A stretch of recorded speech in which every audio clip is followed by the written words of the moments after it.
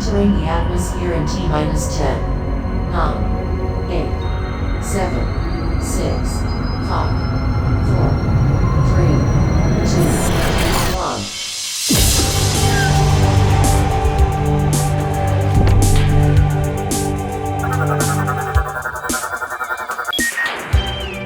Hello everyone and welcome to the Omega Metroid podcast from OmegaMetroid.com. My name is Andy Spiteri, and I am back. We're back to finish what we've started in this week's podcast, joined by Doominal Crossing. What's going on, Doom? How you doing? I'm doing fantastic. Vomit-free today, so we're already off to a much better start than we were last week. I forgot about that. Were you okay, like, after we were done? Yeah, I felt fine for the rest of the day. So yeah, again, I don't know what happened that day. I think it was like food poisoning or something, but I don't know. But point is, we're great today. I'm all recharged, enjoying my days off. It was actually funny, but behind the scenes, you were talking about how you had an exhausting day at work, and my last week was also exhausting, but it was an investment that led to some pretty good outcomes. I'm off to, so far, about $500 worth of bonus in my next paycheck. So, there you go. All because of the work that I did, and I'm very, very happy about that. So, my week's been going great, and yeah, I'm excited to talk about the finale of Samus and Joey today. Yeah, man. I'll apologize. Sometimes when we do these shows, I'll come in, and like a day like today is a good example. Like I just got like battle axed at work today, like from basically like 7:30 to like 5:15. Like it was nonstop. I was telling Doom there was one point where I was looking at MS Teams and I could see 8 separate people typing something to me at one time, and I was like, oh my god. And so sometimes I'll start these shows and my energy, my E-tank is low, okay? And then gradually, as we get into it, that's when the reserve tank comes in and like the life starts pumping again. It happens all the time with virtual theater. So I'm hoping that's going to be the case today. And I have a feeling that it will be because, it's kind of like, I guess in one sense, it's like the end of an era.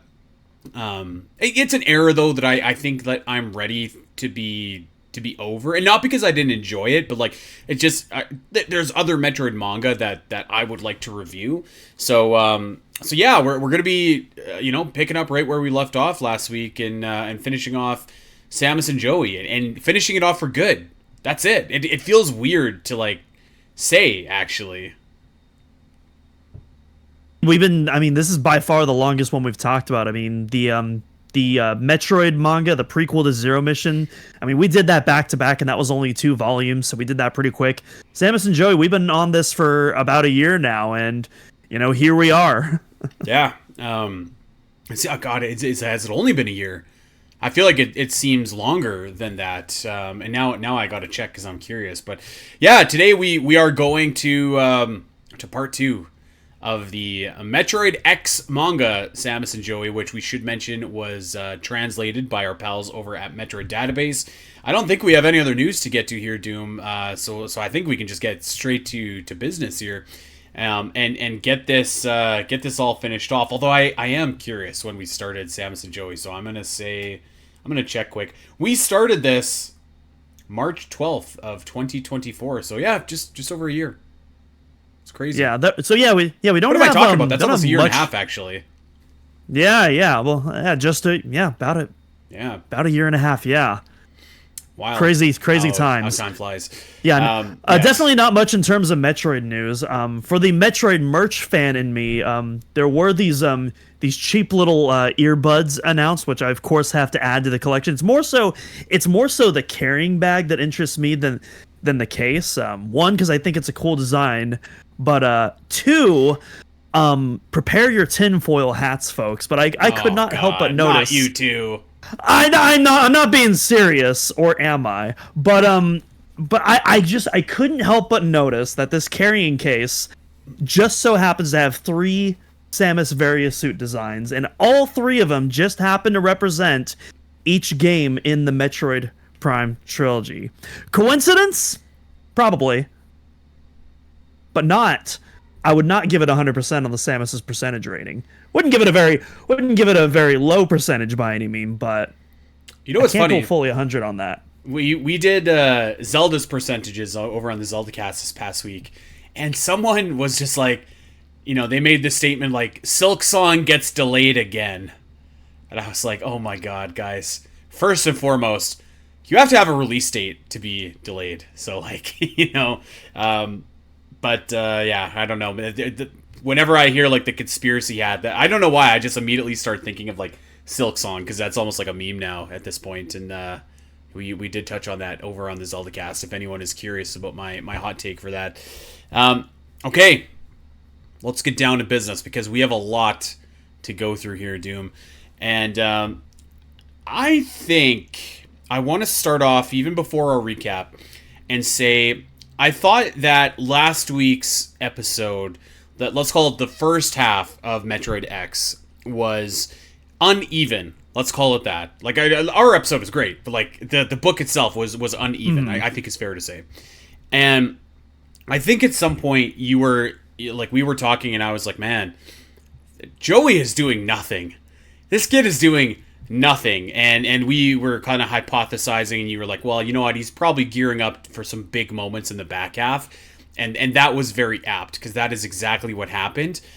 I think I am prepared to say, Doom, that the back half of Samus and Joey X was my favorite run of books through this Samus and Joey saga. I think it was really strong, and I think I think it mostly stuck the ending in terms of like finishing off the series. I think it was mostly really good. I definitely think I agree with that, and obviously we'll get to the ending at the very end, but I didn't expect them to do that with the ending, and I was actually pleasantly surprised. I really enjoyed that for what it was. Yeah. The ending is wild, which we'll get to, but yeah, let's begin. Okay, so just as a quick recap for everybody that may have not been listening to last week's episode, we have followed Samus, Joey, and Diesel as they are going around and battling the what are their names? The Deadly Six Stars? Doom, fact check me. The Deadly Six. Or as I like to call them, the Sinister Six. I was just about to say, like, it was right there. It was right there. But so each of the Sinister Six here has taken a power-up capsule of Samus's. And Samus and Joey have went along with some, on some various adventures, and they've got most of the capsules back. The ones that are missing, though, are the various suit, which eluded Samus in the last episode that we saw, and another capsule, which will come into play here as well. So we're picking up basically right from there. It is worth noting that all of the Deadly Six have been eliminated, though. So those guys, they're done.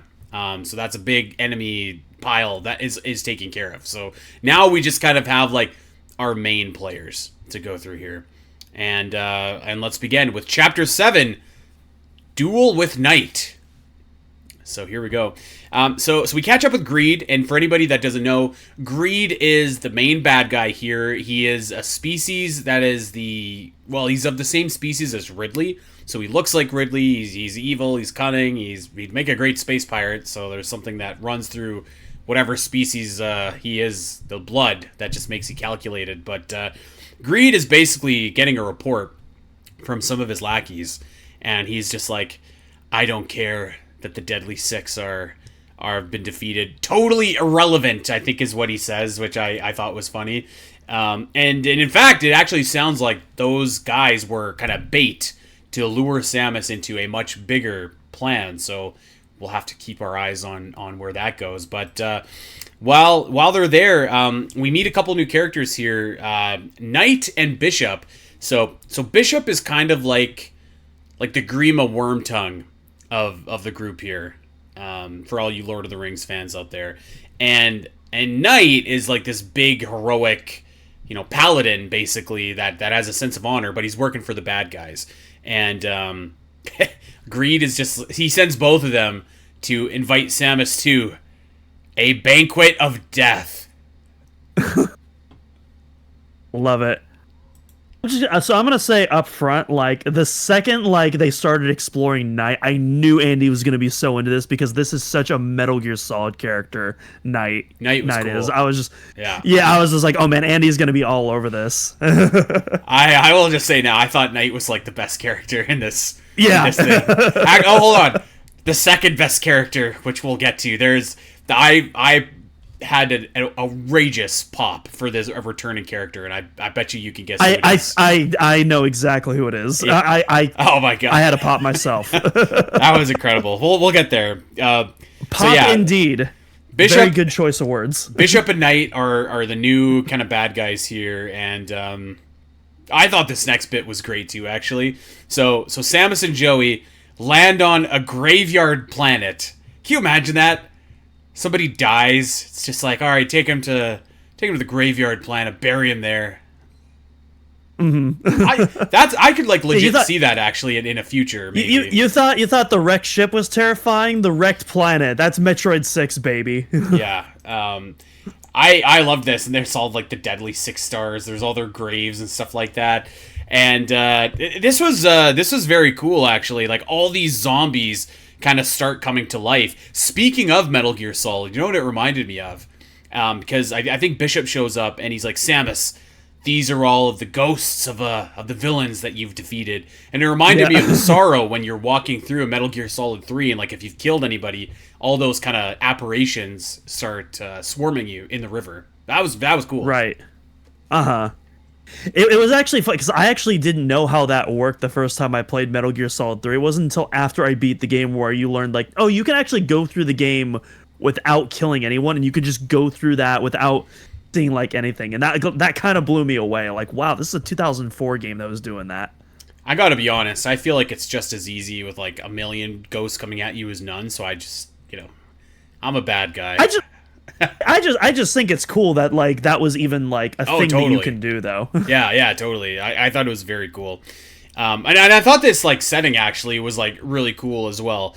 So Knight shows up, and so actually I'm getting ahead of myself.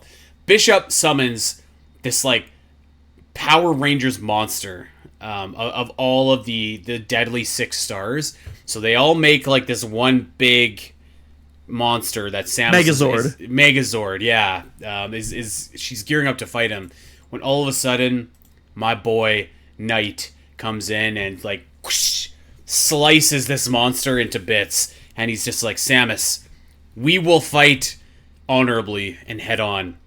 And I was like, this guy's awesome. I love Knight. He looks cool too, by the way. Actually, I think both Bishop and Knight look pretty cool. And Bishop is not happy. He's like, what the heck is this, man? I had a good thing going, and now you're being honorable here? Like lame, boo. There's clearly some tension between these guys. Probably the better analogy to make versus Green and Wormtongue was like Bishop is basically like your Starscream kind of character here, where Greed is Megatron. I don't know what that makes Knight, but he's still cool. And Joey, God bless him, goes just running in headfirst like a fool, and this is where I immediately was just like, okay, obviously we know Knight because like they say something about his sad eyes, and I immediately started thinking, and we won't say it now, but I was like, okay, is this Joey's father? Is it Samus's relative? Is it someone that we've met previously? I was like, we gotta know Knight from somewhere. So we'll come back to that. Samus. No, the first thing I was gonna say, the first thing that came to my mind when Joey charges in was Attack of the Clones Anakin, where he's like, "No, I'll take him now, Anakin, no!" That whole scene with Dooku, that was like the first thing that came to my mind. Pretty much, yeah. And honestly, like pretty much the rest of this book is just like Samus and Knight having a badass fight together. Pretty much, yeah. Like Knight is almost not the main character, but he's like pretty important throughout the rest of the book. Yeah. And he's every bit Samus's equal here as well. Like he has this awesome sword. It kind of looks like the rock breaker from Breath of the Wild, if anyone knows what that is. And like they are very evenly matched. And actually, in particular, on page 18, I thought this page was like so cool because it's like the Western standoff here. You've got Samus on the left, you got Knight on the right, you've got their eyes like, facing off with each other. I thought it was really cool. And then Knight uses his secret technique, the guillotine blast. And for anybody that has played Super Smash Bros, this is like when Ike takes his sword up and he like is I think it's his down B, and he plunges it into the ground. There's like this big tornado or whatever that comes around it. It was a cool looking move. That is his neutral B. His down B you're right. is one of the counter attacks, because all the Fire Emblem characters have counters. At least I think they do. Gotta be almost the page. Yeah. The page I actually wanted to highlight is 25. There's a ton of like really cool shots here, but the one at the very top, I'm always a sucker for when Samus is using her boosters at the back of the helmet, and there's this really cool shot of her doing like kind of an Other M style dodge out of the way with like her boosters highlighted. That shot just looks so cool.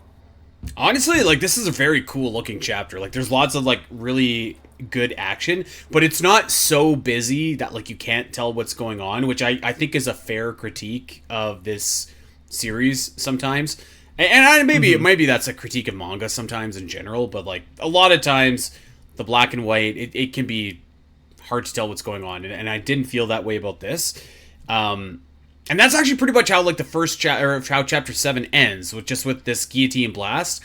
And is Samus going to be able to recover? And I would say that most of these chapters end on like somewhat of a cliffhanger like that. Yeah, definitely. Yeah, it generally, because usually not all the chapters in the manga, and I would say like every chapter in the back half here, which is even unlike the first half, like it's very exclusive to these. Every single one definitely ends with like some sort of cliffhanger. Yeah. Well, that just takes us right to chapter 8, appropriately titled Duel with Knight Round 2. Round 2 reloaded, so let's go. Samus and Knight are still fighting, and dude, this was so good. So Samus is okay after the guillotine blast. So as great of an attack as it wasn't enough to put away Samus. And man, Samus fires off a super missile. This was so awesome. Okay, so the super missile's coming at Knight, and Knight takes his sword and like hooks it and like whips it back around at Samus with his sword. This is so cool. This is so good. That was really awesome, and especially because Samus also oh no, actually no, wait, never mind. This is a later panel after that. This isn't related to Super Missile. But yeah, that whole thing was really cool. But there's another I feel like the action in general throughout the whole back half is like really well illustrated. And like they have both Samus and the villains doing lots of using their moves in a lot of really creative ways and finding cool ways to illustrate on the page. And there was like a couple of moments where I just kind of like stopped reading. It was just like really appreciating a lot of the visual direction, which I feel like we've done a fair bit throughout the manga, but I feel like it really shines through. I feel like the back half here. Yeah. I'm with you. So yeah, Knight and Samus are just like having a hell of a fight for most of the front half of this book as well. Page 10, excuse me, has a really cool shot where Knight's on the top and he's coming in with like the explosive divide, and then Samus is on the bottom, screw attack, and like these two attacks kind of coalesce, and man, it's like an immovable object and a unstoppable force here. So it looks cool. It's like the anime trope where the hero and the villain, their supers are fully charged and they launch them at each other and they both can't stop, and then it creates an even bigger mega explosion. And you know what? I love that trope, so I don't care. I'm all here for it. Yeah, I'm with you. The page that I wanted to highlight was here in 7, where they show off Samus's morph ball in action, and she's like going like underneath Knight's legs and stuff like that, and weaving in and out. There's like, you can see like dirt and dust kicked up. Like it's really like it's not the typical morph ball we see where it just kind of rolls along. Like this thing looks like it's really like revving up, and it has like this huge RPM to it. Like it looks like it's not just a mobile device. Like it genuinely looks like a deadly weapon in action. And I think that's a really cool interpretation of the morph ball here on page 7. Yep, I totally agree. I thought that this whole like fight sequence was, I mean, I can't think of one off the top of my head that was a cooler fight sequence. We've seen some really cool fight sequences, I will say, in Samus and Joey, but if this wasn't the top, it was like a contender for the top as well. So in fact, Knight is actually getting the upper hand here after this colossal encounter between Samus and Knight, and we've probably forgotten about the other guy that we talked about, Bishop. So Bishop, he's still there, and he's fuming that Knight is now, stealing the glory, taking the fight, and closing in on claiming the prize, which is bringing Samus back. And Knight probably would have defeated Samus here, because it doesn't look to be going Samus's way. Knight is clearly getting the upper hand, but Bishop, he's working for one person, and that's himself. What he does is that he interferes in the fight and has, I don't even know how to describe this. I'm going to try and look it up. There's like a giant bomb, which makes this cool spiral looking beam explosion, which is called, are you ready for this? The Ultra Void Obliteration. I specifically highlighted this on 16. I think this is the only one of these large explosions that literally takes up the entire page. All the other ones, it's usually like part of like a panel. This thing takes up literally the entire page to emphasize its massive explosive potential. Oh, this looked really... I actually thought that this was like a drill for the first minute when I saw it, which is ironic because we do have a drill that comes in later. Yes. But yeah, I actually... And I love the fact, too, I seem to just... It sticks out in the back half of these chapters, but like they just like highlight what these special moves are called. And I don't know, I was there for it. I was like, this is cheesy. It's like Smash Bros, but I love it. Like, this is great. Mm-hmm. So yeah, the Ultra Void Obliterator, as maybe we'll shorten it to here, is unleashed, and it does indeed obliterate everybody, including Knight, who Bishop definitely intended to kill here with the Ultra Void Obliterator. But basically everybody is down, including Samus. Samus is just like absolutely, dead to rights. She's been in this amazing battle with Knight, and now has just got obliterated, and unfortunately is picked up like a classic alien honing device that sucks up the cows and puts them into your UFO. That is what happens with Samus here, and Samus is captured and taken away. Yeah, this is literally the Federation Force backstory right here.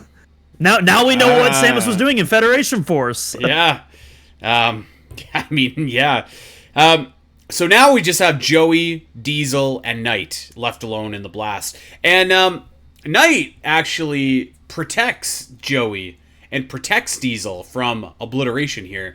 And he kind of says, like, listen, I'm a knight. I'm honorable. I wasn't told to kill you, but if I was, I would do it with no hesitation. You're lucky this time. And then, dude, this line was so good. The wounds on my body will disappear eventually, but the wounds on my heart will never heal. Hideo Kojima line. Like, that was like, I would not be surprised if Hideo literally just stepped in and wrote that on the page and then walked out. And he would say it in just like such an earnest way that it would work. Like, just, I mean, because it sounds ridiculous, and it is, but there's something about those games that you could just pull off the absurd, and it's all good. So now, Greed, going back to Greed here, Greed has found a set of ruins. He's got like the Aztec ruins floating around in space here. And he's just like, you know what? I've got this little gizmo, which is gonna, it's telling me how to get ultimate power. This is a very Metroid Prime Hunters kind of a setup here. And yeah, the ultimate power is going to bestow the power of gods to whoever enters this chamber. And I was like, okay, great. Yeah, that sounds good. It's a perfectly evil plan. Like, I think it fits Greed well. And things don't look good here, but Joey and Diesel. But Joey's just like, you know what? Samus has been there for me. I'm going to go rescue Samus now. I'm coming for ya. And blasts off as we end Chapter 8. It's a good chapter. Yeah, very, very good chapter. Yeah, I was enthralled. Yeah, I actually, like, I could tell it was clicking because last night I was reading this, and I was like, okay, I could probably finish this tomorrow. And I was like, well, you know what? I'll keep going. And that's how I knew. I was just like, okay, I'm into it. So we're doing good so far. Yeah, much like I do with all these episodes, I read this about 30 minutes before we started recording, so it was as fresh in my mind as possible. I was making all kinds of notes here, so I've been reading it over the course of a couple of days. Gotcha. But let's go over to Chapter 9, Rescue Mission. So, Samus has indeed been captured, and Greed and his cronies, so Bishop and Knight, and are there as well. And Bishop, that scoundrel, tells Samus that Joey and Diesel are dead. Dead! But soon Samus will be too, because she's going to be sacrificed.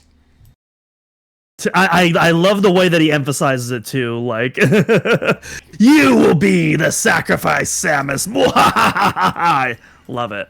That's good stuff. I actually thought that this line, this exchange from Greed and Samus was really great. So Greed is just like, I hate you. You killed my entire race. And Samus is like, what are you talking about? I killed Ridley. That's one person from your race. And Greed's like, you're right. My entire race is gone. And I was like, well, okay. Well, I guess he's got you there, Samus. Like, they're the only two around.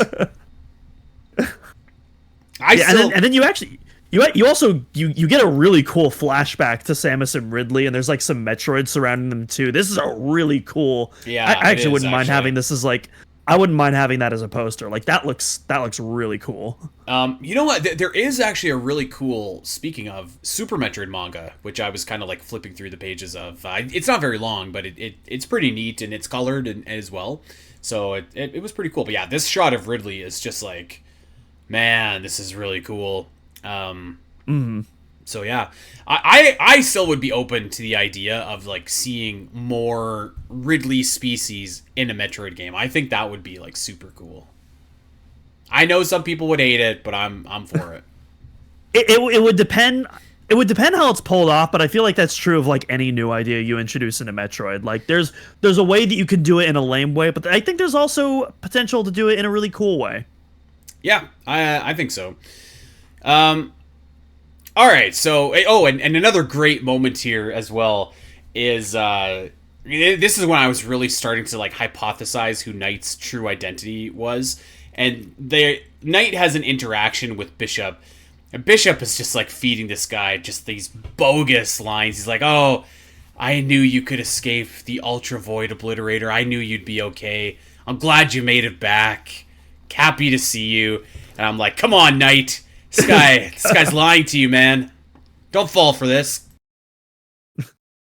You can literally hear him straining himself, like getting those words out of his mouth.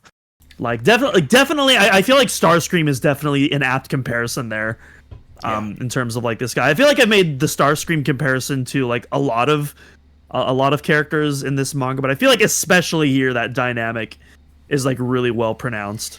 Totally. If you could just do Starscream for like any one character, it would definitely be this guy. He 100%. is the pretty much the definition of like treacherous, untrustworthy, in it for himself, which is basically all of the hallmarks of Starscream. Okay, so I will say this, Doom. Not always does the comedy of Samus and Joey hit for me. In fact, I would say oftentimes it doesn't. But dude, page number 10 of this chapter. We highlight the same page. Let's go. This was so good.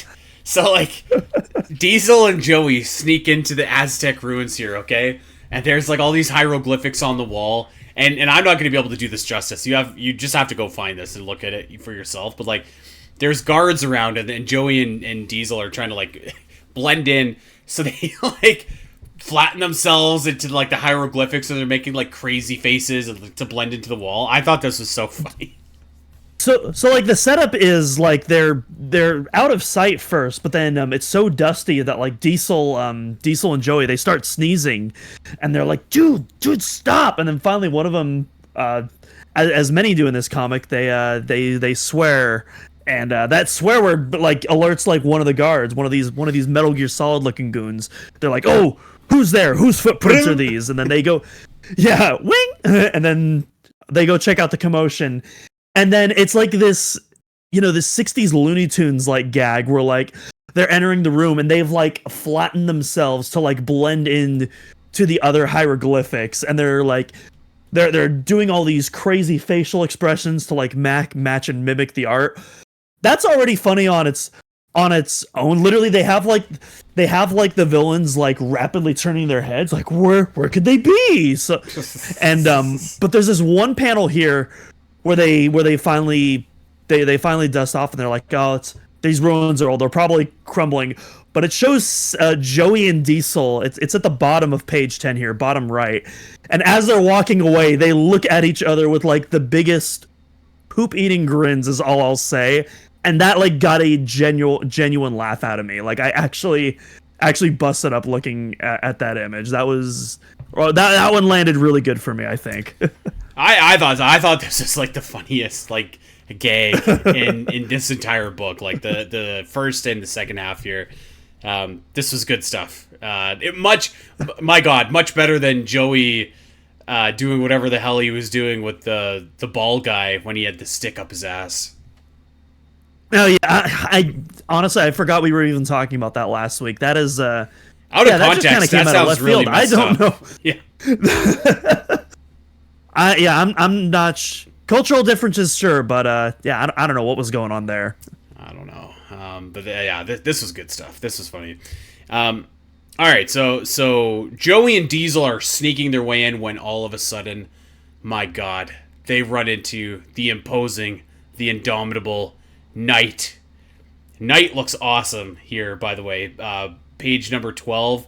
He just looks like this just imposing, badass figure. He kind of looks like a Dark Knight from Legend of Zelda: Twilight Princess. He looks really cool. Yeah. His sword, you mentioned Breath of the Wild also. I think his sword actually more looks like what Ganondorf's looks like. Yeah, kind Sword Smash, yeah. Which is also, I believe, the tech demo before Wind Waker. I believe that's like based off the same sword. Yeah, you're right. Yep, that's a good call. The Boulder Breaker is the name of the sword I was trying to think of too. Gotcha. So here we go. Joey clearly outmatched. Doesn't stand a chance against Knight. But when has that ever stopped Joey before? This line. This was such a good line. He just looks at him and he's like, "I'm gonna save Samus, even if I have to stand up to an ogre like you." I was like, good use of the word ogre. Yeah. Good stuff there. Yeah, and Joey just is getting absolutely crushed here, as you would expect him to be. But here we go. Something unlocks deep within Knight. His heart melts a little bit at seeing the determination of Joey, the never say die attitude of Joey, and he feels something. He remembers something. He's inspired, and he's like, you know what? My blood is boiling again. I feel what it's like to be a real knight. I've cast myself in dishonor for too long, but no more. Now it's time to pull the ultimate babyface turn, and I will join you, Joey, and I will rescue Samus with you. And I was like, hell yeah, let's go. Really pretty lenient on this. I don't know. I thought this moment was pretty cheesy. I wish, granted, I'm not expecting like super in-depth, like, emotional character explorations here. Like they're pretty flat one-dimensional characters. But I don't know. I was expecting something a little bit more than that. It was so instantaneous, and it also felt like, at least for me, like this didn't feel like anything new. Like Joey was already trying to stop him in the last chapter before Samus held him back.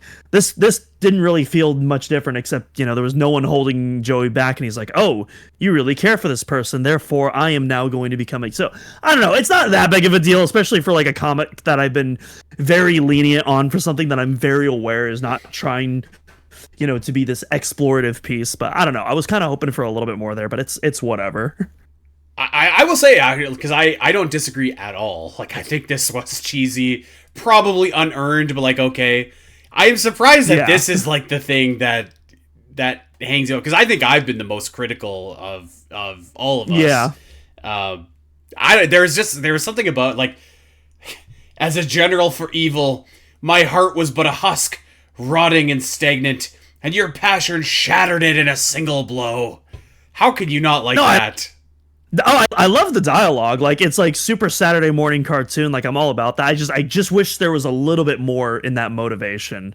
Which, again, I am fully aware of how weird of an ask that is for a comic like Samus and Joey. But I don't know. That's just me. I will say this. I think that I was like reading this, knowing I was like sure at this point, like, Knight's gonna be somebody. Like, so, and I think like part of your mileage with this depends on how much you loved the reveal of who Knight was when we get there. So I could maybe see that, but yeah, my man is fighting with the good guys now, and that's all I want. Unfortunately, they immediately stumble into a trap by Bishop, and Bishop just absolutely sucks. He's like, you're all gonna die. I'm putting you all to death. And by the way, Knight, I was trying to kill you on Graveyard Planet, you schmuck. And It's me, Austin. It was me all along, Austin. this guy Bishop, okay, he felt like the real villain of this story by this point, because I was like, this guy sucks. I can't wait till he gets his comeuppance, hopefully from Knight. So, yes, our heroes are all in jeopardy here. We go over to Greed, and Greed as Samus at the gates of judgment. The last place you want to be if you're a captive of Greed. Okay, in front of the gates of judgment. I would have to imagine, though, would Samus get judged, like, pretty positively? Maybe not. I don't know. By, like, it depends gods, who's judging. Yeah, it depends who is judging her. Because, I mean, imagine if it was, like the spirit of Ridley. Probably not judged too well if I were to take a wild guess. But I don't know. Maybe... I don't know. It's pretty, like, loosey-goosey here, like, what exactly is going on with these runes and what this power is and who's offering this power. We kind of get to a point where it's like, they call it the Animus inside of there is offering this ultimate power, which is cool. But yes, so Greed is just like, you know what? You are going to be my sacrifice. And once I sacrifice you, the gates of judgment will open. I can enter the portal and grab the power of the gods and become a god myself. So that is Greed's ultimate aim here. And meanwhile, Bishop has our heroes bound to, like, this cross, like this spaceship that looks like a big cross, very on the nose here, and is like gonna blow them up. And Knight is awesome, by the way. He's just like, you better kill me this time, Bishop, or I'm coming for your ass. And and then the shots are fired, and we got another cliffhanger. What's going to happen to our heroes? I obviously everyone's going to die. I mean, there's no possible way that no Deus Ex Machina could possibly save them from this onslaught. No fan favorite character could possibly come and save us at this last second. I gotta say, I thought that this, like, cross ship was really cool. You know what it reminded me of? I love it. Have you ever played Xenosaga? Something tells me no. Yeah. It's kind of like an RPG, like a sci-fi RPG with, like, like very kind of like on the nose, like religious motifs. I don't know. Well, no, it's like what cheesy. Well, I know it's like what Monolith was working on before they worked on Xenoblade, back before they were a part of Nintendo. Yeah. And it's also it's got that Kojima craziness to it as well, which is probably why I like it. But this reminded me of that in a good way. So here we go. The end could be coming for our heroes. We don't know what's going to happen. I will say, I think that, like, part of the fun here, because, like, obviously we know, like, something is going to happen to rescue our heroes. Part of the fun is just, like, anticipating, like, what it's going to be. I was having a great time by this point. So chapter 10, Certain Death, one of the finest moments in the entire manga and in any manga that we've read so far. Things look bad. Diesel, Joey, and Knight are on the cross ship. They've got lasers coming at them. All of a sudden, what's happening? These lasers are deflecting. How can this be? My God, it is Papa Lightning to the rescue. Yes. Woo! Dude, I was just like fist bumping when I saw Papa show up. I was just like, God damn. Papa Lightning. And he just like casually drops, okay? He's just like, oh yeah. I'm just here to make sure you don't do anything rash. I installed a newly developed multi-dimensional stealth warship on your back. Just casually. Oh, that's what that's been. I thought my back was heavy. Like, yeah. Yeah, so. I believe the words he is don't do anything rash, dumb grasshopper. Which I don't know. Line of the century, if you ask me. Absolute cinema, as the kids would say. Papa Lightning is so awesome, and I like Diesel too. I actually love like the Craftsman species. I think that they're great. Mm-hmm. And the Craftsmen are all here actually. Papa did not come alone, and they start dismantling Bishop's ships, and then now we've got full Metroid Prime 3 going on. The Galactic Federation Armada shows up, and I was like, oh my God, yes, this is great. Like this is starting to feel like the Avengers here, and we're not done with that. We've got awesome artwork going on, like just like space battle, ships going. Like I think page 7 looks awesome. Page 8 is just like this giant dogfight. It looks absolutely awesome. And then the big drill, like a legit drill this time that the Craftsmen have just built, and they're just like, you know what? We're going to drill right to the center of these Aztec ruins, and we're going to get Samus. And I was like, yeah. All right. So one thing that's also important, it's revealed...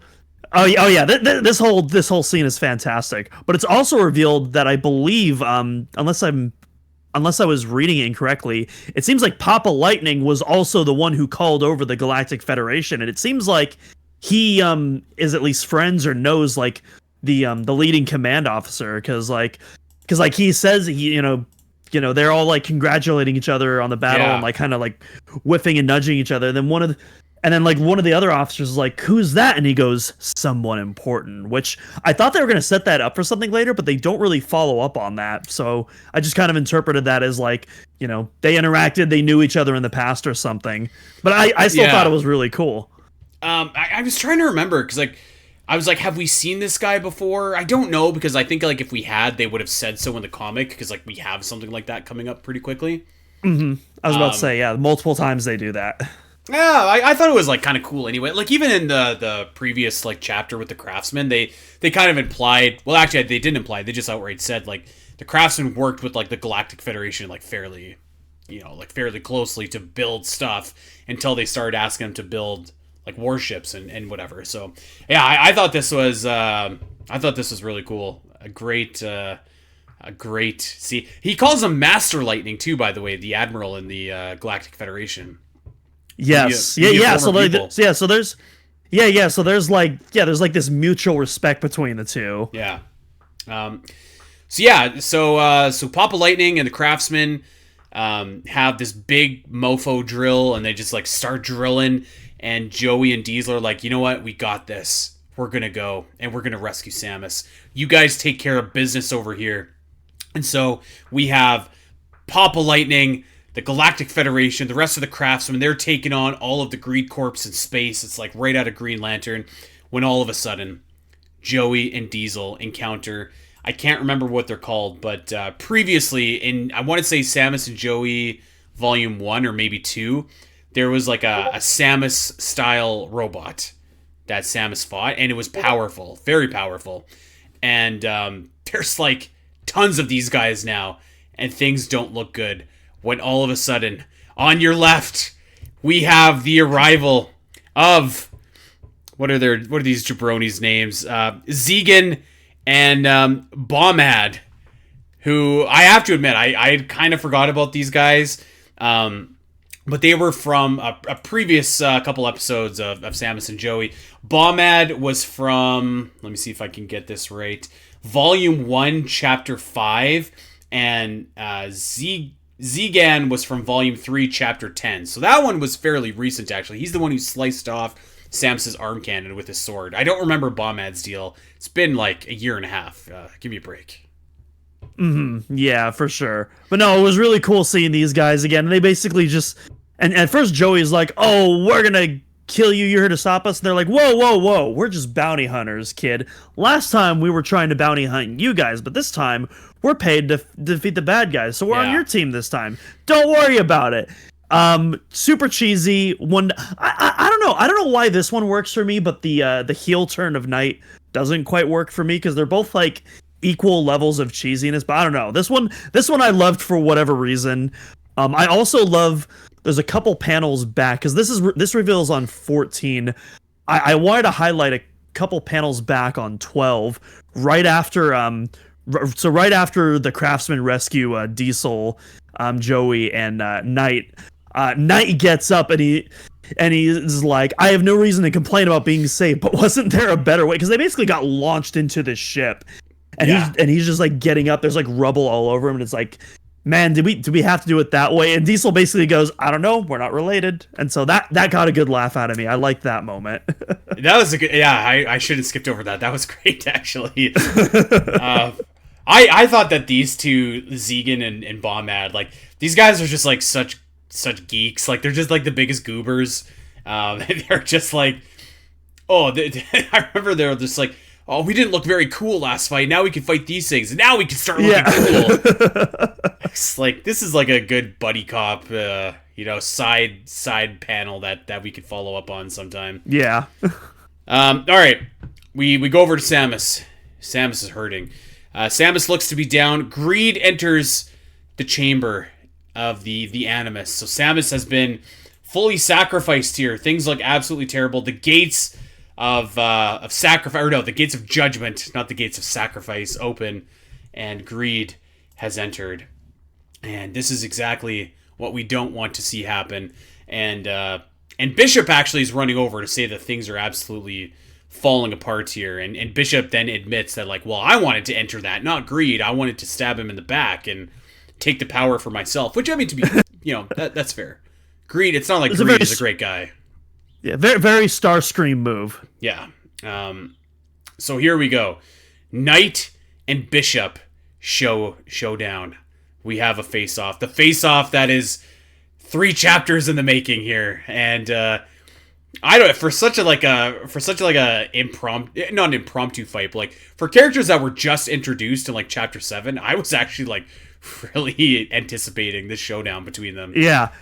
It's hard to think, like, but yeah. Knight and Bishop are both brand new characters introduced, but it feels like it's been a fight that's been in the making since chapter 1, just because of like how fun these characters are. I do want to quickly highlight before we get to that, on page 17, not Ridley, Greed do be looking dummy thick as he walks through that door. I did have to point that out. That is very important plot information. So I did want to get that out of the way. But yes, let's get on to the climactic battle. The climactic battle. I've actually got panel 17 open as we speak. Greed's butt does look kind of big walking into that door. It does, right? It's like... That door's not very big, actually. Like, looks like kind of a tight squeeze to get through there if you're Greed. I don't know. I mean, if you got a big butt, anything's a tight squeeze to, get through those doors, right? Amen. So Knight and Bishop are showing down, but Bishop has an ace up his sleeve, or 2 rather, because he has the Variasuit capsule and the Plasma Beam capsule. The last 2 capsules straight from Samus's suit. And Knight is awesome here. He's just like, I cannot be stopped by power that has no soul. And by God, he can't. Bishop has all the power in the world, and Knight just like doesn't care. He slices this guy like Obi-Wan Kenobi slices Darth Maul right in the he straight right up in the gut. straight up fillets this guy like Darth Maul. This was so awesome. So like page 20 I thought was awesome. Bishop is just like such a great heel. You just want to see this guy absolutely die. This is so good. But hold on, Bishop isn't down yet. This isn't his real body. Knight's back is turned and Bishop fires a charged plasma shot, and Joey runs up with the field knuckles for the save. Will it work? We need to find out next chapter, because the chapter's over. Another cliffhanger. Such a great cliffhanger. Such a great cliffhanger, though. Yeah.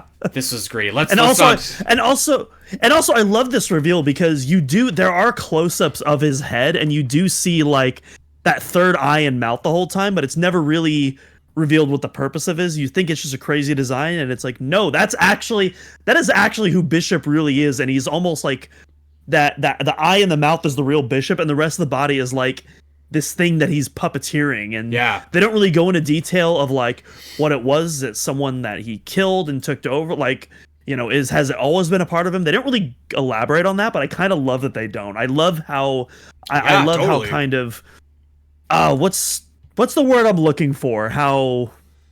It's just like it's like a loose end, but you can interpret your own theories or, you know, thoughts onto it. Like you can project your whatever you think. It kind of reminded me ambiguous. Ambiguous is the word I was looking for. It reminded me a bit of Fantoon almost. I don't know why, but like this like ghostly thing that like, because in Other M this thing was massive, and then in Super it was, you know, small.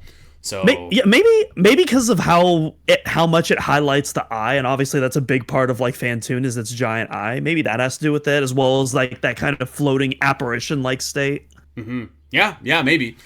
I thought this was awesome, and the perfect setup into next chapter. Chapter 11, Honorable Retribution. And I wrote down a note here at the time. I already said it, but I was like, man, this book is cooking. Like it's like really good so far here. Here we go. Joey is blocking the charged plasma shot with his field knuckles, and he's holding on. It's the classic, like he's fighting off. He's got his little beam, but the big beam is coming up and it's overwhelming it. And all of a sudden, Knight comes in and he's like, "You have to let the energy flow through you. Let it flow through you. You have to unlock the power of the field knuckles," or whatever he says.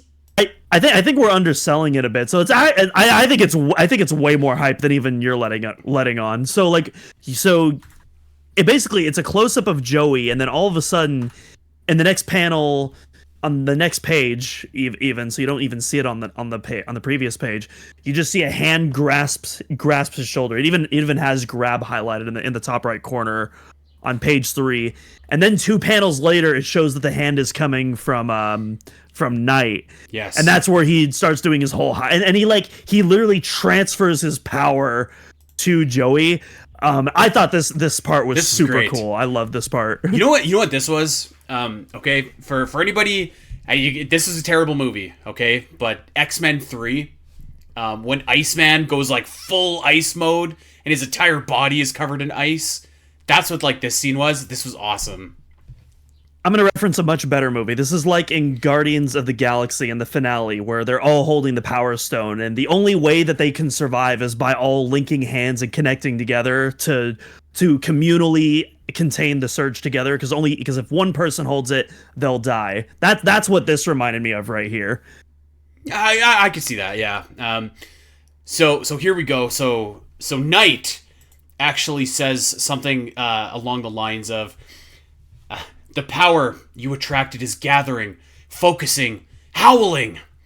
This is the strongest and greatest technique of the man who once used these gloves." And now I'm like, this is his dad for sure. For sure it's his dad.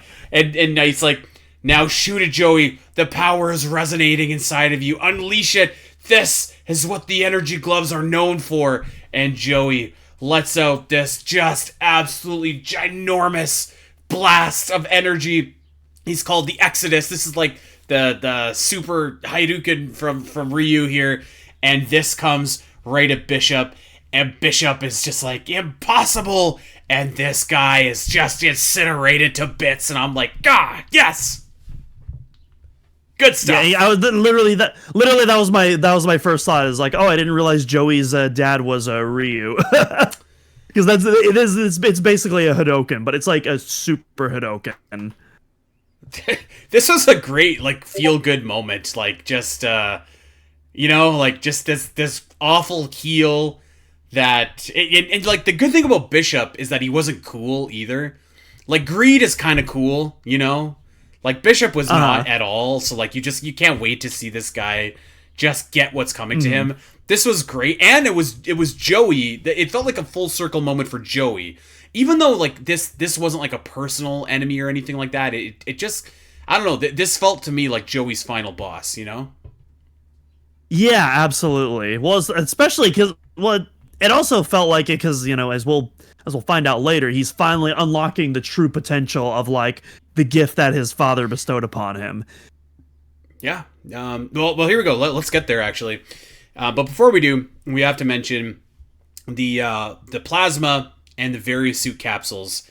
They go back automatically to Samus, and I think this is my interpretation. It's not quite the same, but it was almost like the Super Metroid Crystal Flash happens here, where like there's no Zero Suit Samus, but like basically like there's this big flash and like Samus is whatever, and all of a sudden on page number 12. My God, Samus fully restored in a pristine looking Varia suit, and Joey's done it. He's saved Samus. This is great. And you actually see the result of like Joey's. I totally forgot about this because I forgot to screenshot this, but I'm looking at the page now. But Samus is looking at Joey, and he's like actually like profusely bleeding all over. Like he's banged. Yeah, like his knuckles are like covered in blood. They look like oil in black and white, but I'm pretty sure that is supposed to be blood, not oil. Like he's scratched and bruised. Like unleashing that power did a number on him. Mm-hmm. Yeah, definitely. So, but my God, he's done it. He has saved Samus, and he is kind of realizing his full potential here and his growth, which we're gonna see as we continue here. But first and foremost, we do get the big reveal now of Knight's true identity. Joey's like, "How did you know? How did you know that the true power was contained here within the gloves? The only one that could have known that was my father." And Knight is just like, "You know what? I knew because I am your father's best friend." And I was like, "Oh, okay." And he's like, I was your dad's best friend. We trained together all the time. He was my closest friend." And I was like, I am your father's brother's college's best friend's former roommate. I don't know what I was looking for here. I still think Knight is awesome, but like, would it have been lame if he was Joey's dad? It probably would have been. But what did you think of Knight as Joey's dad's BFF? Definitely that's the thing. It wasn't what I was expecting, but I think in the long run, I preferred that because I thought for sure they were going to go with the cheesy, like, oh, it was Joey's dad all along. But, I don't know. I don't know how much better this was, but I think I ultimately preferred this, especially when they do start showing the flashbacks. I think I do too. I think it would have been a step too far to bring back the dad. I will say, I wish that in Samus and Joey Volume 1, maybe they could have like spent a little bit more time with like Joey's dad and like introduced this guy then. And maybe they did actually. Like I just like legit don't remember. So if they did, I apologize, but I don't think so. I don't, because I think by the time we see Joey in Volume 1, like his dad's already been presumed to be passed away at this point. Because he's been living with his grandfather. Yeah. So we don't really, like, obviously Joey talks about his dad, but we don't really. I can't remember if we see a flashback. If we do, it definitely doesn't. I don't think is related to this guy though. No, I don't think so. And I mean, whatever, that's fine. I still like quite enjoyed the Knight character, even if the reveal wasn't like everything maybe that it could be. So yeah, what I did love was next. So like now you're just like, oh my god, we got Samus, we got Knight, we got fully powered Joey, we got Diesel and the Craftsman. Like we are unstoppable. But no, Knight turns to Samus. Let's finish this. And their battle, which had gotten interrupted earlier, now is coming to a climactic end. And Samus understands. She's like, you know what? You've went down the wrong path, and honor is the only thing left that you have. If I can give you an honorable death, then so be it. I'm pretty sure is the thought process here. And so they have they have an awesome battle. I want to specifically shout out page 20. This looks so awesome. This is where Samus is shooting, and Knight is charging with the sword, and like he slices through Samus's beam. This looks so awesome. That is such a cool shot. I also want to highlight the page beforehand. There's this shot. There's another gunslinger shot where with the caption "Krakum," which I don't know why I love that word there. That's a cool shot. I also love the attention to continuity here, where you actually see part of his sword at the bottom chipped away from when Bishop fired the plasma beam at him, where it went through his sword. So I love that attention to continuity there, where you still see that little chip there. Honestly, like from page 19 to 20, 21 is awesome. So they're basically doing like a draw, like but instead of two guns in front of a saloon, it's a plasma beam and a sword. They charge at each other. Both of them take their hits, but it's Knight. It's Knight who collapses. He's been shot through the gut. Samus appears to be okay, and Knight tells Joey, you know what? Unfortunately, I was at death's door at one point, and the one who saved me was greed. And so my honor bound me to him because I wanted to repay him, and I was in his debt. But I didn't want to be. And so Samus has released me from this debt. And Knight passes on like a true paladin. Joey actually has probably one of his best lines here, where he says, "So you meant to tell me you were helping evil to fulfill a debt? That's stupid." Correct, Joey. Thank you. That's great observation from Joey. I love that. And he's right, because Knight's like, yes, it is stupid. It's the tale of a complete fool. And but I went ahead with my duty. That was the way of life. Though I knew my hands would be stained black because of it, this finally settled it. Joey, it was thanks to you and what you shared with me. Your courage. As he fades into the blackness and his meter just runs completely empty. And Samus just says, in the end, he met death as a true knight. I loved Knight. He was awesome. He's definitely one of the best characters in this manga, for sure. He was so good. And right on cue, because we can't have nice things, what starts happening? A black hole starts appearing at the center of all of the action here. And we have one chapter left to figure out how this is all going to end. So here we go. Are you ready?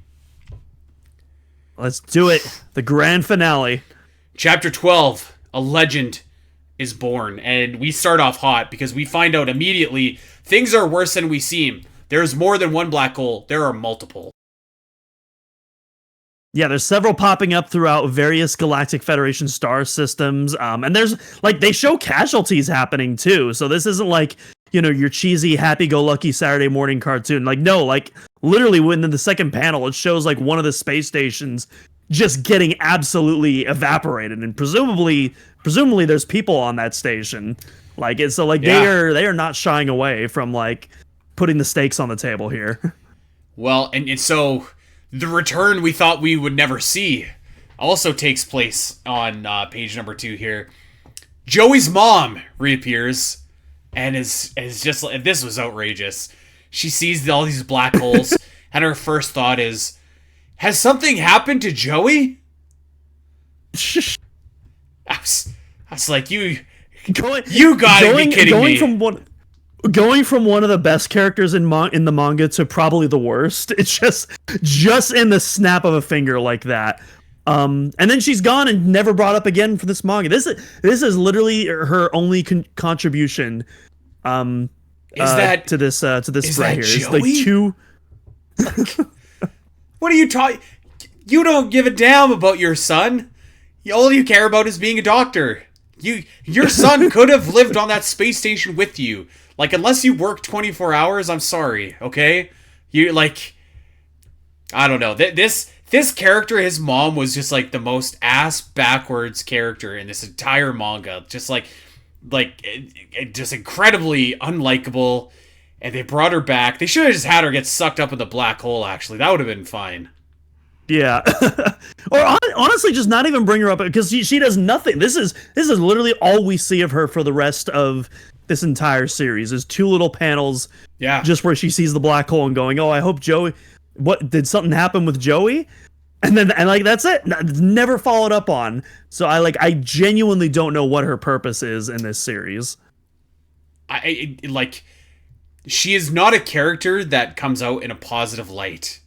I'll just say that, like, at all for this series. So I don't know what they were going for with her, but whatever it was, I don't know. It didn't work, or maybe it did. Maybe they wanted this reaction, but yeah. Anyways, what is great though is immediately we have Greed giving off his villain monologue as he's activating all these black holes, and his troops are like, wait, Greed, we're not out of here. Wait for us to get. And he's like, I don't care. I'm reshaping the universe in my image, including all of you. And I'm like, hell yeah, let's go. Yeah, this is cool. Greed is just like going absolutely crazy here. He is sucking up everything that moves with all his different black holes, and is definitely, we're thinking like, how are we going to do this? But we go to the gates of judgment, and Samus and Joey and Diesel stand before the entrance, and Samus looks at Joey, she looks at Diesel, she says, I need to do this alone. When the gates opened and I went through my ordeal, I heard the voice of the Animus, the will that dwells in these ruins. So we've got some supernatural stuff going on here. And she has been touched by the will of the ruins, and that means that she is the only one that can enter. And here's where things are just like kind of getting a little bit weird. So what does Samus say here? This is the place where an ancient civilization sealed off forbidden power. And what's more, the one who asks for this power is forced to make a final choice. And the path you wish for is either the past or the future. And Greed made the wrong choice. I don't know what that means. And she says, yeah, I think I think the point of that is that if you make a choice, the universe, whichever, the way I interpret it is that if you make the choice, past or present, if you accept the power, the universe dies. And so in order, basically the only way for survival is to forsake the power so that the universe survives by not making a choice. That's kind of the way I interpreted it. That's probably a good interpretation. But it's not very, yeah. It's definitely, there's things in this manga that are very on the nose and explicit, and then there's other things that are very much left up to the imagination and need a lot of interpretation. This is on the latter side of the spectrum for sure. This was like basically gibberish, but I feel like at this point it was like, whatever, that's fine. Like the Animus, okay, great. It's basically vibes based, and I was catching on to the vibes at the least, if not the full logic. Yeah. So yeah, Samus is just like, listen, Joey, you cannot come with me. And Joey is obviously not taking this very well. And here we go. We've gotten what we've waited this entire series for. The big reveal. Samus pulls off her helmet and she reveals her true self. That she is not, in fact, a man, but a hot babe under that suit. And she's just like, she goes on this wild diatribe about how, like, let me try and get this. She's like, I've never had children, but I can nurture children or life or I don't know, something. And this like this psychedelic. There's like a point where like like she's like naked and there's a galaxy in like the middle of her, and I was just like, what the is happening right here? And she's like protecting and nurturing children, and like I don't know actually what the hell is happening here, but basically it's like a big dramatic goodbye to Joey, and she does have a great line. She's like, you know what? In the future, you will become a fine warrior, and when the time comes to protect everyone else's future, then it will be your turn to fight, Joey. Basically, so basically what Samus is saying here is that eventually she will pass on, and that her job is to protect the future. Protect the younger generation, who will then go on to protect the younger. She is basically fighting for the younger generation, and Joey right now, while he doesn't realize that, is part of that younger generation who will go on to be another protector in the future. That's essentially what she's going on. Yes, and it's very much hinted that like this is a death mission for Samus. Like if she goes in this thing, she ain't never coming out. And Samus says like, I do not intend to die, but the odds are against her here. And so she says her goodbye to Joey, and this is where you kind of finally see a little bit of growth in Joey, because he just like is like, okay, you know what, this isn't my fight, and I do have things to do in the future. And he's like, I'll never forget you, Samus. And I thought this was a nice moment. So here we go. So Samus enters the Animus, and I thought this was kind of lame. Actually, before we even get there, I have to say, or sorry, I'm ahead of myself here. I'm jumping ahead.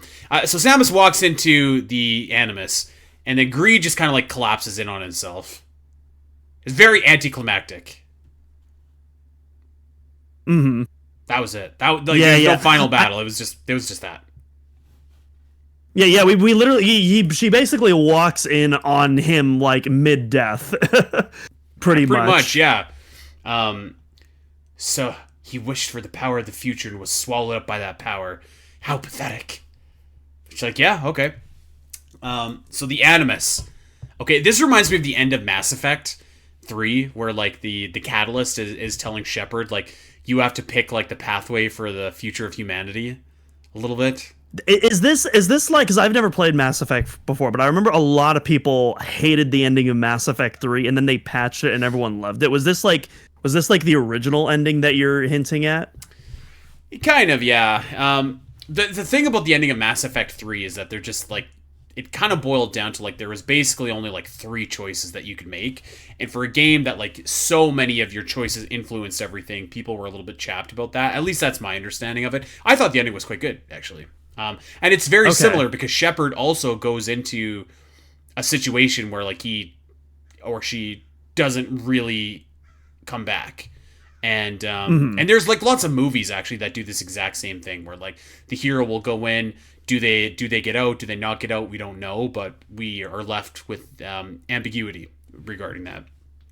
Gotcha. So Samus is having a conversation with the Animus, and the Animus poses the philosophical question. The Animus is like the architect in the Matrix here, and it's just like, what will you take, the past or the future? And you know what Samus says? She rejects those options, and she says, I will take the present. I fight for the present. And they say something about like how a white hole is created within the black hole, and the black hole sucks everything up and the white hole spits everything out. There's a joke in there somewhere, but I'm not going to go there.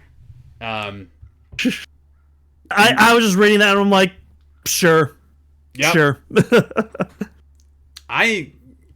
The white hole is a galactic phenomenon new to me. I have to admit. Yeah, there is. I really do like this panel. So now that the comic has revealed Samus as a woman, there's more shots where they like will show her eyes behind the visor, or even like side by side panels where they'll show her actual face with the helmet. There's this really cool one on page 21 where she's reaching out for the white flash, and it really highlights her eyes. I really like that that panel right there. I think it looks really, really good. And And actually, the panel on 22, like I know we're just kind of poking fun at it, but like you have the white hole in the midst of the black hole, and you kind of see all of your like main characters here. You have Joey, you have Diesel, you have Papa Lightning, you have the two goobers that came in, the Galactic Federation guy. Like it's a really cool looking panel actually, and the galaxy is saved. These black holes are no more. So there it is. They literally all shout in unison, "A white hole!" Moving on. Yeah. 10 years later, Doom, 10 years have passed. There is a hostage situation on an unspecified planet, and a young child rushes the bad guy headfirst, brash, cocky, not what he should be doing. Very reminiscent of another young child that we know and love. And who do we see but a grown-up Joey, who has now joined the Galactic Federation Police Corps, and he saves this child and is just like, you know what? Your time to fight, your turn is still to come. And that is how it all ends. And I think that ending was really good, actually. Love this ending. There's also this panel where it shows some of the other guys like, oh, there's Joey being brash again, not following orders and doing his own thing. Yeah. Whatever. Joey, you charged right in there without permission again. Why you? And then it shows him shaking and enraged. Joey looks cool moment. Grown up, by the way. He looks like legit like a Pokemon gym boss. He totally does. You're right.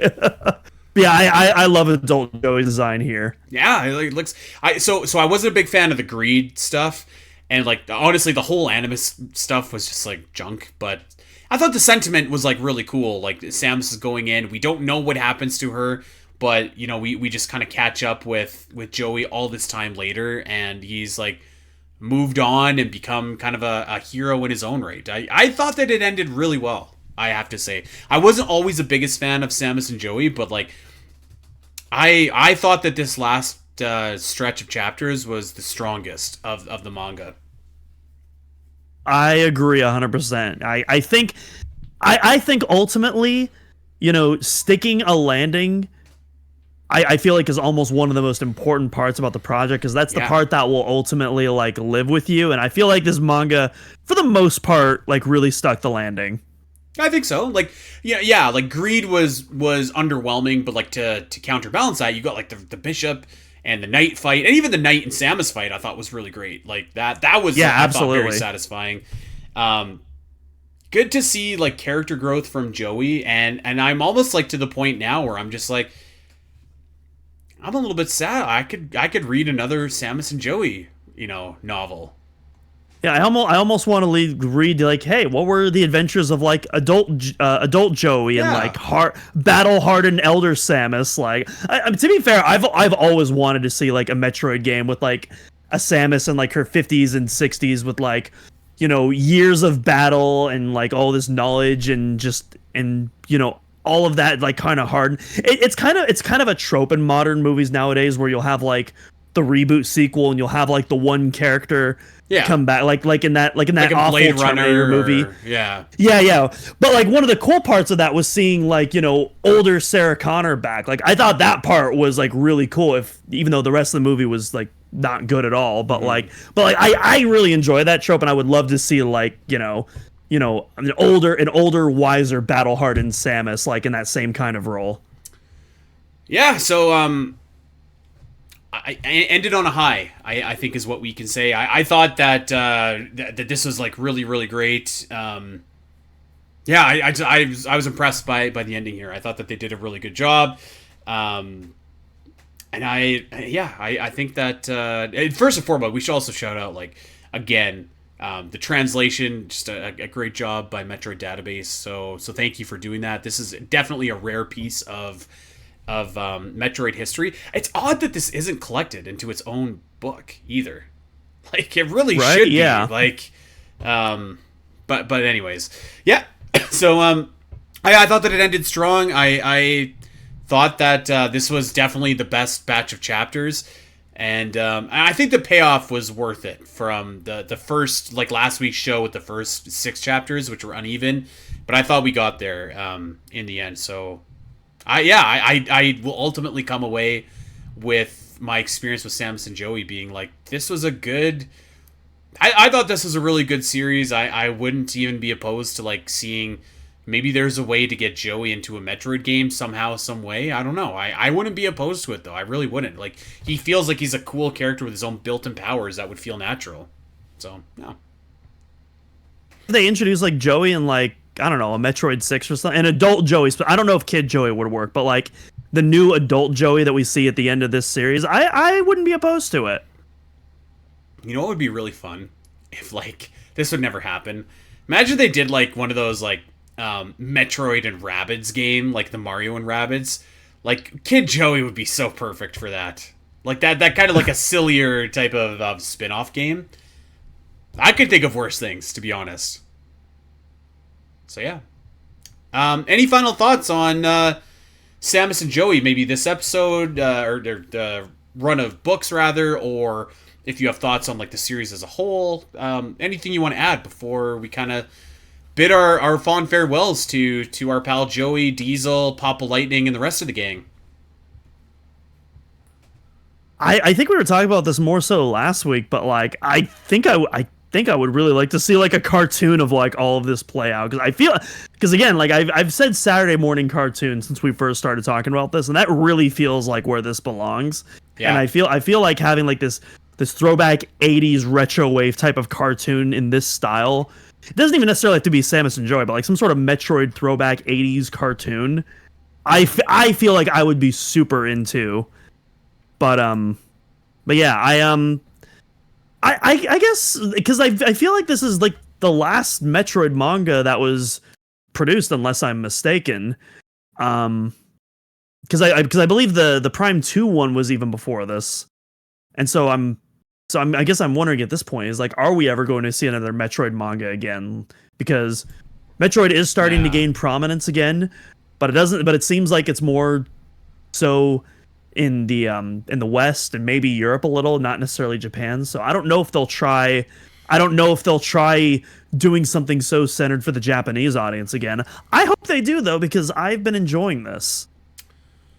Yeah, I will say, like, I don't think it's, like, impossible that there's a world where maybe these get localized. I think they'd start with, like, the Metroid manga first, like, just the two-parter. But, yeah. I mean, like, they've seen success with Zelda doing that. Like, it's, that's a pretty well-received, I think, decent-selling series that they have. And, like, I don't know that it would take, like, that much effort to do this. And I think they're small, but I think there is an audience for this as well. So maybe there's a world where eventually this does come and get localized, and I hope that happens, because I think that would be really cool and just like just neat for Metroid fans. But we should point out, like, if you do want to read these, you can go to Metroid Database, you can go to mangadex.org. Like the manga is there for you, so like don't feel like you just like can't ever read it. That's how we read it. I thought it was enjoyable, and I'm almost a little bit sad actually that it's over.